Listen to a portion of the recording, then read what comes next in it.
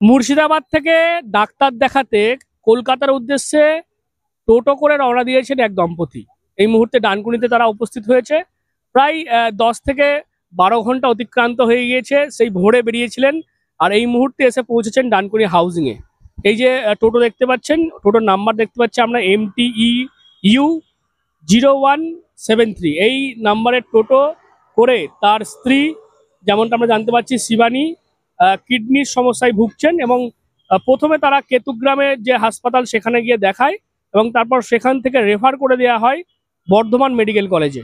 এবং সেখানে না গিয়ে তিনি কলকাতার উদ্দেশ্যে যাচ্ছেন তার স্ত্রীকে চিকিৎসা করানোর জন্য।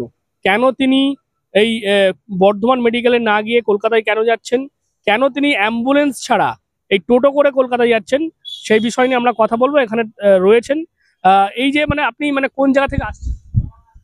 আমি মুর্শিদাবাদের সোনারুন্দি থেকে আসছি। কি হয়েছে মিস্ত্রি?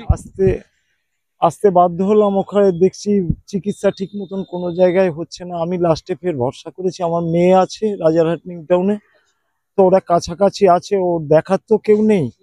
আমি রান্না করি, ওকে খাওয়ানো দাওয়ানো, স্নান করানো, বাথরুম পায়খানা পরিষ্কার করানো সব করি, আর পেরে উঠছি না।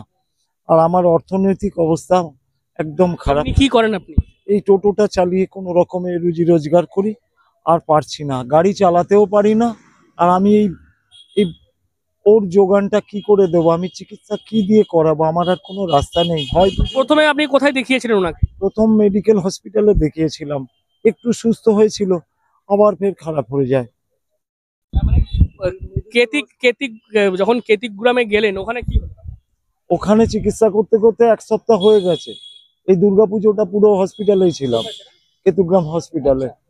তা সে চিকিৎসা করাতে ওরা বলছে না, আমাদের এখানে আপনাদের যে পেশেন্টের পরীক্ষা এত কিছু করার মতন আমাদের এ ব্যবস্থা নেই, মানে কোনো রকমে একটু চিকিৎসা করাতে পারে ফার্স্ট এড।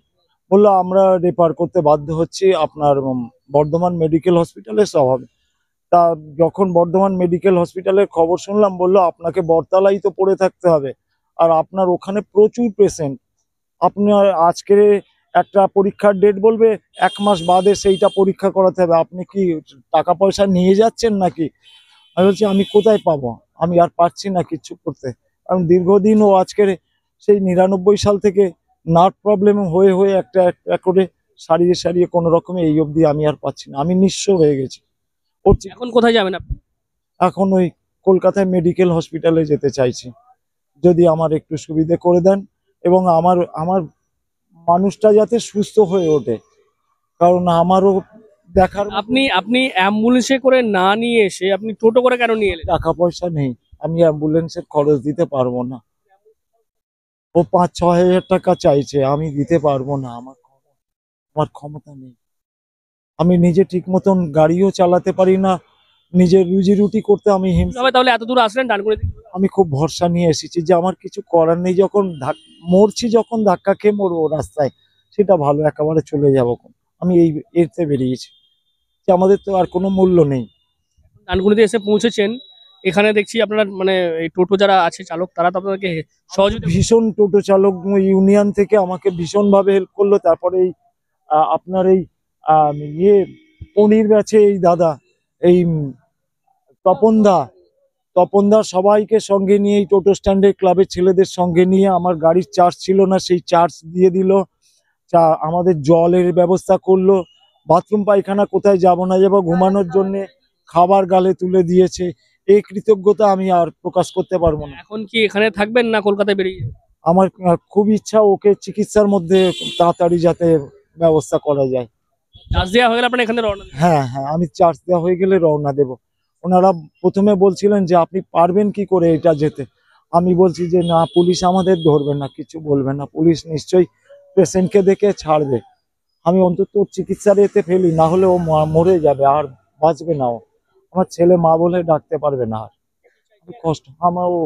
ও ছেলের মা যদি সুস্থ হয়ে যায় আমি তাতে খুশি, আমি মরে যাই। আমারও হসপিটালে রেফার করেছিল, কাটোয়া হসপিটালে, আমার চিকিৎসা আমার যন্ত্রণা করছে, কোমর থেকে নিচেটা খুব যন্ত্রণা করে, দাঁড়ালে বসতে পারি না, বসলে দাঁড়াতে পারি না, এরকম অবস্থা। কিন্তু আমি আর পারছি না। আপনারা যে সহযোগিতাটা, উপেন ব্যানার্জি, শিবানী ব্যানার্জি। ইনি আমাদের এসে বললেন যে আমার টোটোর চার্জটা শেষ হয়ে গেছে, তা আপনারা একটু কিছু করে দেবেন টোটোর চার্জ। আমি মুর্শিদাবাদ থেকে এসেছি, আমরা এই মুর্শিদাবাদ বলেছি, আমরা নিজেরাই চমকেছি, আমরাও নিজেরাও টোটো চালক, আমরা নিজেরাও চমকেছি। মুর্শিদাবাদ থেকে টোটো এখানে আসতে পারে কি করে, এত আইন কানুন ইয়ে করে। বললো না আমার গাড়িতে পেশেন্ট আছে, তো আমরা অনেক কিছু কাগজ ফাগজ আছে। বললাম ঠিক আছে আসুন, গাড়িটা নিয়ে আসুন, আমাদের ক্লাবের চার্জের পয়েন্ট আছে। আমরা বললাম ঠিক আছে আসুন, কোনো পয়সা করে দিতে হবে না। বললো উনি বললেন যে কিছু পয়সা করে লাগলে আমি দেবো। বললাম না, কোনো পয়সা করে দিতে হবে না। আমরা বললাম সবাই যে আপনি দিন, যতক্ষণ খুশি ফুল চার্জ করুন। এবার ওনাকে জিজ্ঞেস করালাম কি বৃত্তান্ত ব্যাপার, বললো আমার এরকম ব্যাপার। তারপরে আমরা অনেক সবাই টোটো বন্ধুরা মিলে অনেক কিছু কেউ 10 টাকা, কেউ 20 টাকা, কেউ 50 টাকা এরকম করে সাহায্য তুলে দিলাম যে আপনি ভালো করে যান, চিকিৎসা করান, আপনার ভালো হলে ভালো, আমাদেরও ভালো। কাকু অনেক ধরে আমরা বললাম যে আজকে রাত্রে যেতে হবে না, আপনারা এখানেই থেকে যান, আমাদেরও কিছু বন্ধুর ঘর আছে, ওখানে থেকে যান, অসুবিধা নেই। কাকু বললো না না, এইটাই করেছো, তোমাদের অনেক ধন্যবাদ, এইটাই আমাদের কাছে বলো।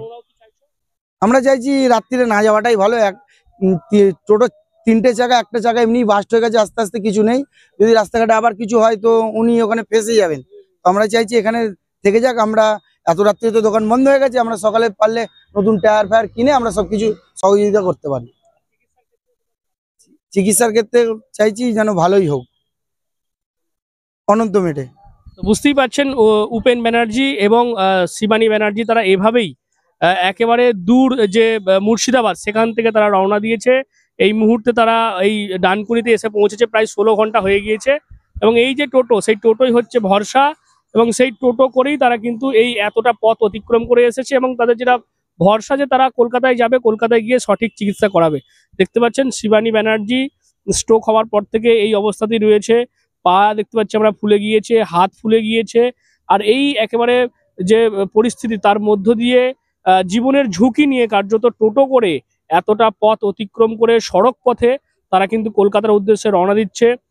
কোনো অ্যাম্বুলেন্স নয়, এই টোটোই তাদের ভরসা। কারণ যেমনটা উপেন ব্যানার্জি বলছিলেন যে টোটো তাদের কাছে ভরসা, কারণ একটাই, অ্যাম্বুলেন্সের যে খরচ তাদেরকে বলা হয়েছিল 5-6 হাজার টাকা, সেই অত টাকা কিন্তু অ্যাম্বুলেন্স খরচ করে তাদের নিয়ে আসা সম্ভব নয়।